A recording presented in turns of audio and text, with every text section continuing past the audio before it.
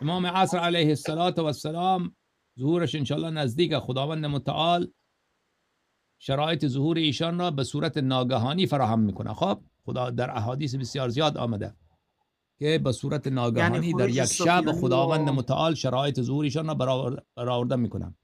اما اوضاع فعلی که جنگ در خاورمیانه، این جنگ ها همیشه بوده، این چیز جدیدی نیست.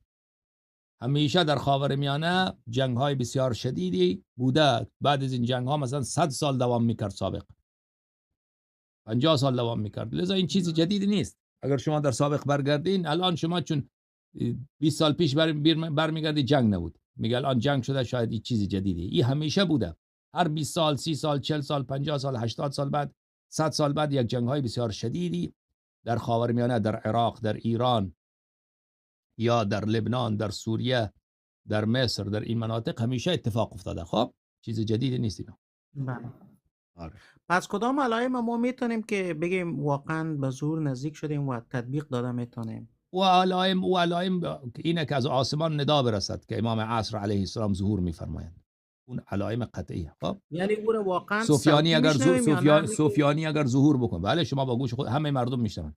سفیانی ظهور میکنه. سفیانی یک آدمی است که مثل نواصبه، از نسل معاویه، دشمن شیعه و شیعه کش.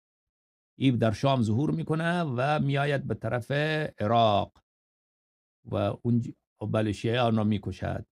این سفیانی را که دیدید بدانید که خیلی نزدیک ظهور امام زمان علیه السلام.